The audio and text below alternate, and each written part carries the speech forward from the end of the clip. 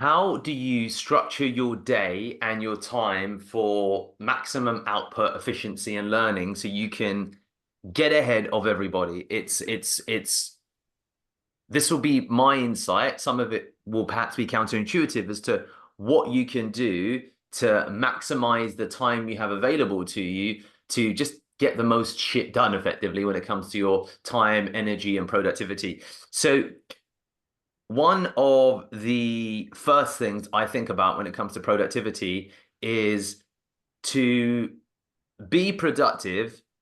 A lot of people talk about, of course, how can I create most leverage with the time that I have available to me? But the step that actually begins that you must start with before that is to begin with that you must expand the time that you have that's available to you because it takes time to figure out how to be more effective with your time.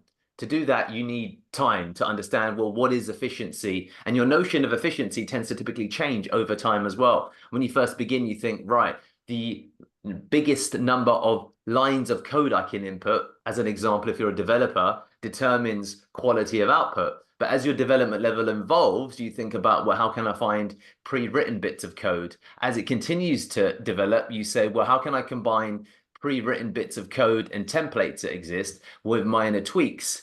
As it then begins to evolve further, you might say, well, how can I use AI to engineer it? So much like that, the process requires time to ultimately get to those additional levels. So the first place to begin with when it comes to being massively productive and managing everything is determining how much time you have available to you and then expanding that time because that's then how you can get to the space of doing more things done. If you have more time available in a day, you will tend to get more things done very crudely. So that's where, if you've watched any of my videos, I talk about this concept of how 16-hour days can change your life because there's 3 days in every day. If we think about a day as an 8-hour block, you've got an 8-hour block for your personal life, which is sleep, food, family, friendships. You've got an 8-hour additional block for fundamentally the work, whatever the work is in the day that you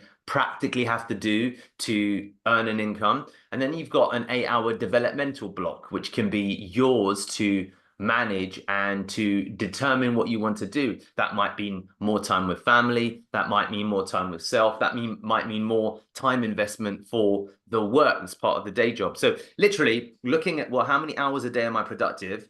And can I expand that out? So that's, I think, a really straightforward but important thing to get accustomed and to get adjusted to, because people say, oh, you work too hard, but what you'll often find is that that's really an outdated reference to stop investing your time in something that's not going to give you a return. But when it comes to productive work, it's a very, very different notion.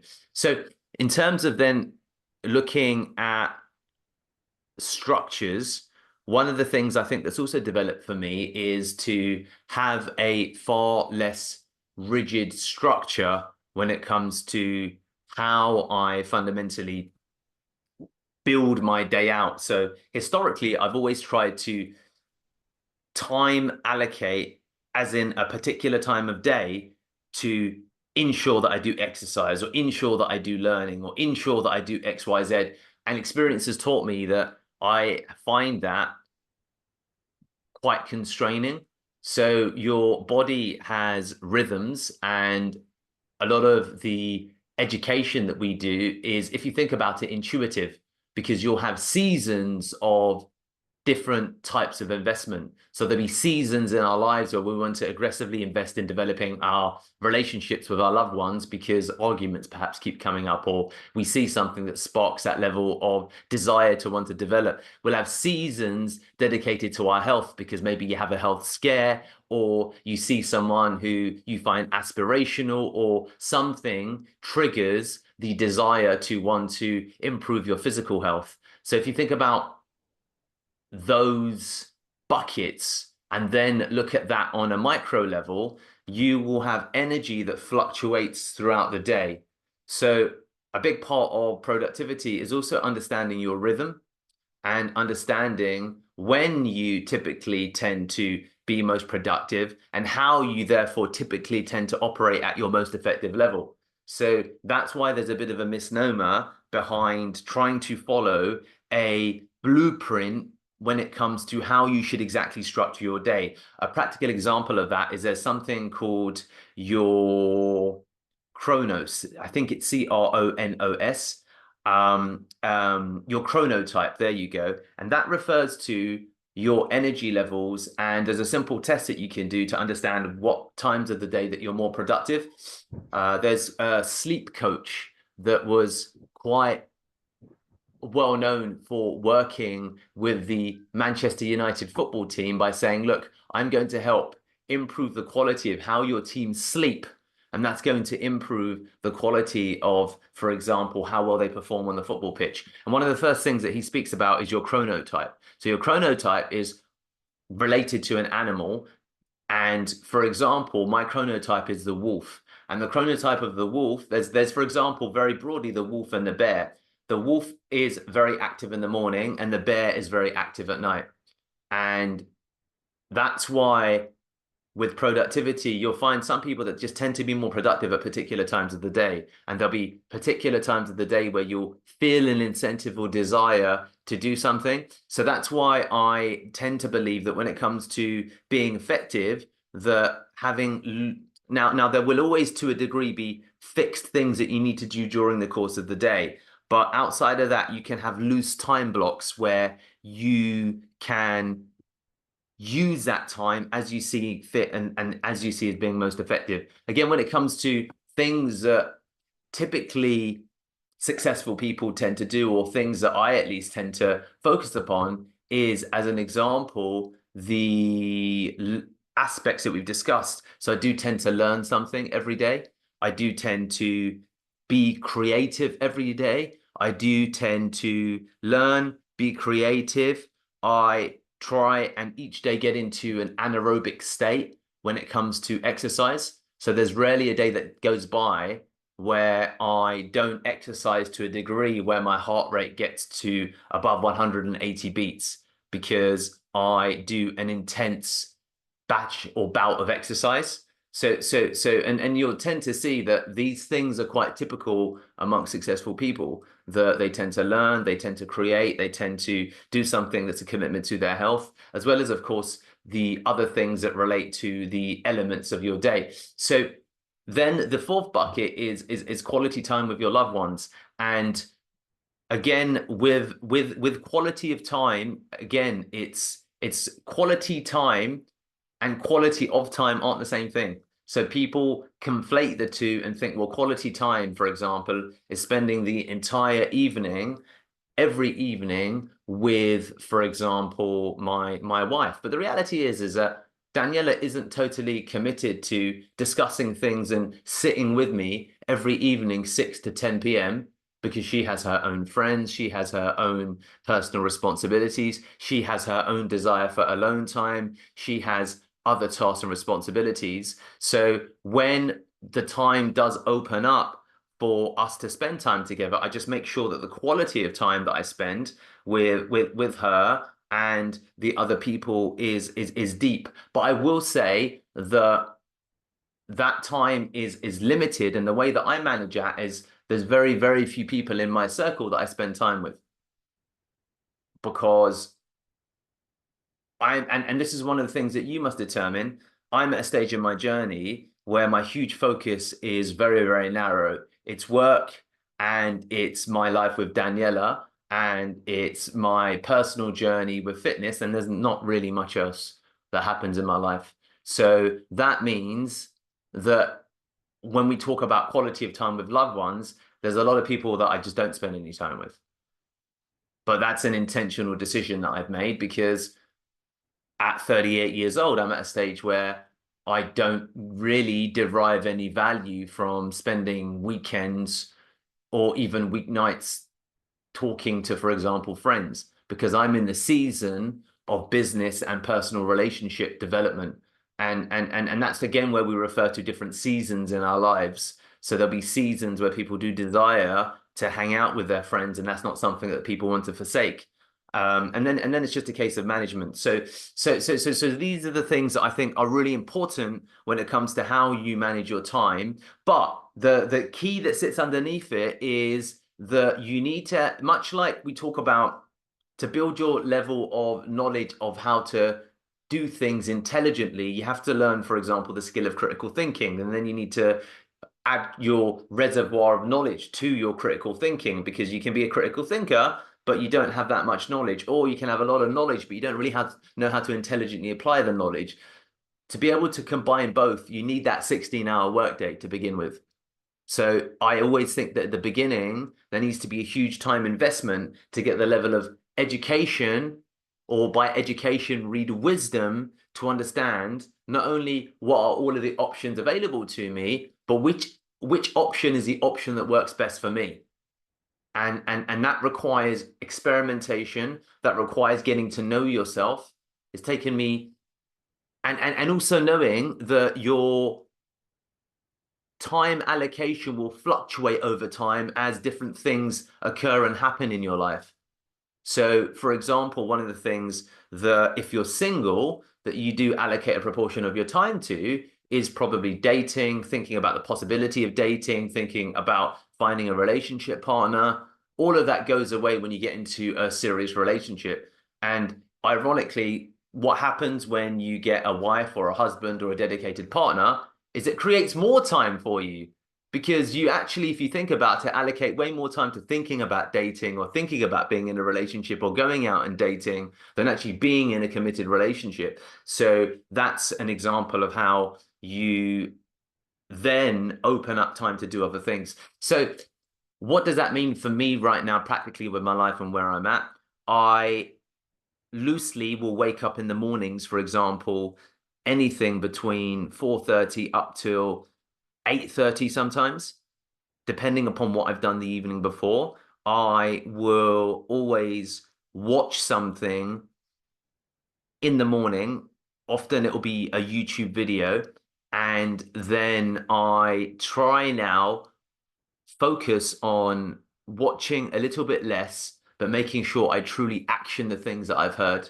So one of the things that, where I am at in my stage of my journey, there's already several hundred books that I've read. So I've come to understand that my reservoir is deep and wide, but how effectively am I actioning the things that I have access to in my reservoir of knowledge? So right now it's about, really, for example, a simple example is, well, I need to focus more on particular things. So, and I don't need to read more right now or to learn more to understand where my focus should be. I just need to do the thing. And one example of that right now is I want to both elevate the so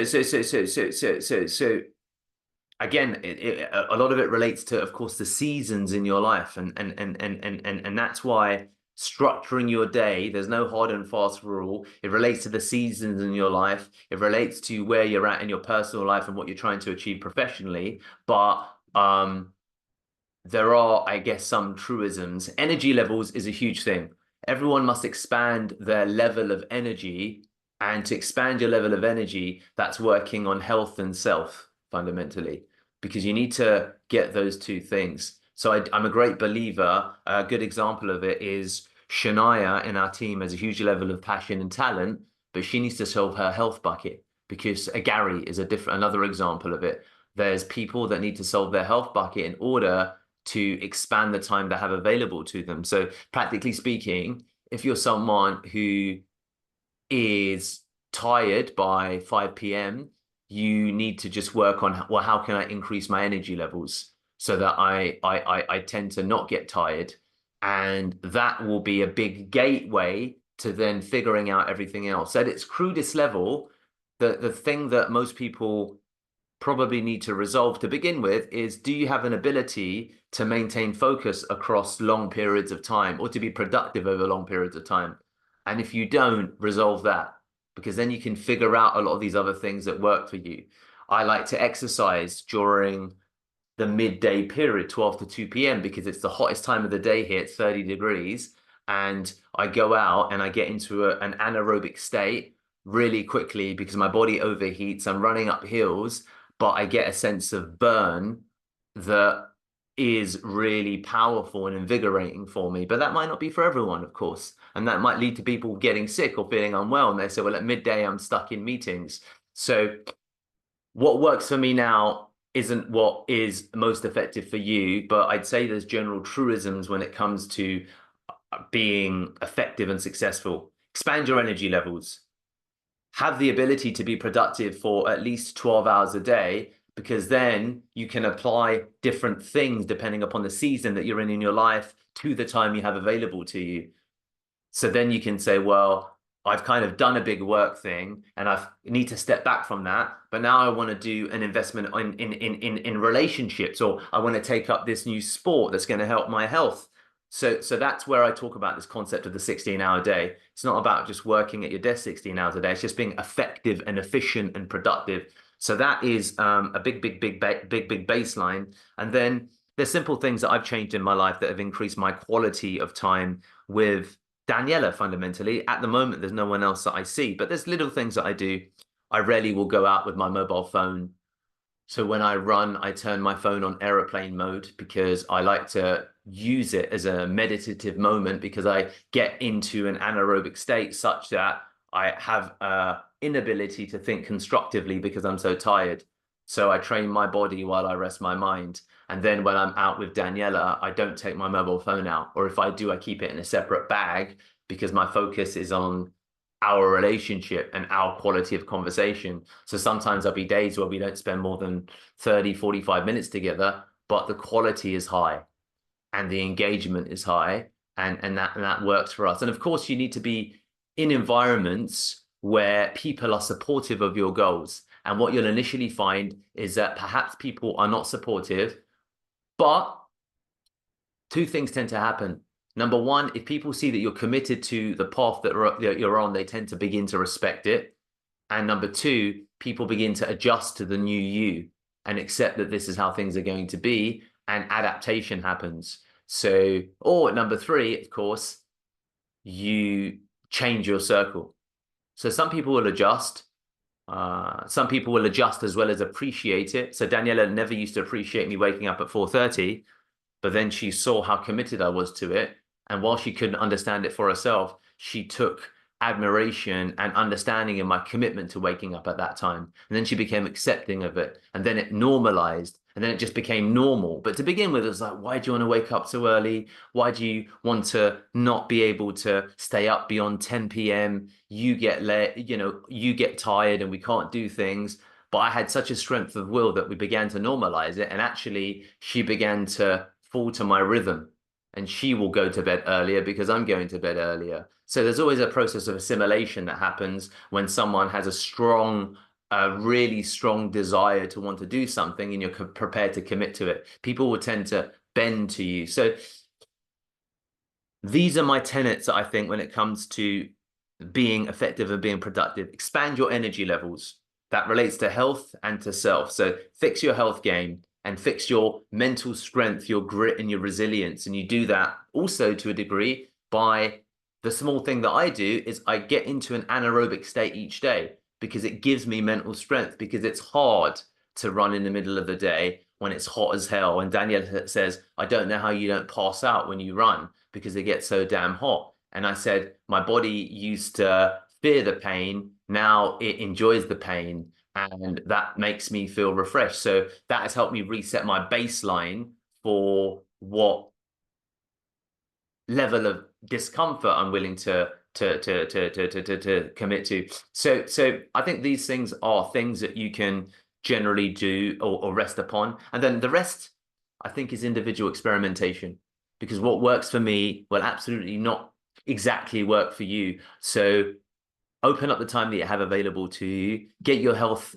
in check if it's not in check, because it will have massive implications and give you an unfair advantage if you're the kind of person who just never gets sick, who has high energy levels over every day, almost always, and that will be a huge competitive advantage, and that comes from health as well as from self. And self also is positive self-talk, being upbeat, being positive, normalizing stress, and just generally going out through your day being positive and being buoyant. It will echo out to people around you. My huge positivity and pragmatism has impacted Daniela in a positive way because she's learned to not worry by virtue of the fact that I don't worry about much, and she takes heart in that. So there's lots of good things that all echo out, and I think if you do these things, you will see step changes in your life, especially as something that I begin to notice. I'm like, man, a lot of my friends always have a cough or a cold, or they're a bit sick this week, or they've been in bed, or something else has happened. And Daniela and I always comment that we find that shit fucking weird. I get ill once every 18 months for about 3 or 4 days where I'm in bed. Otherwise, I don't get sick. So if I get sick, as Eon will say, for those who are watching, I'm in bed. But it used to happen every 2 to 3 years. Now it happens maybe every 18 months since I've had COVID a couple of years ago. But these are what I think is normal. So normalizing great health, normalizing high energy levels, normalizing your ability to focus, and the rest you can fill in as you build your own canvas.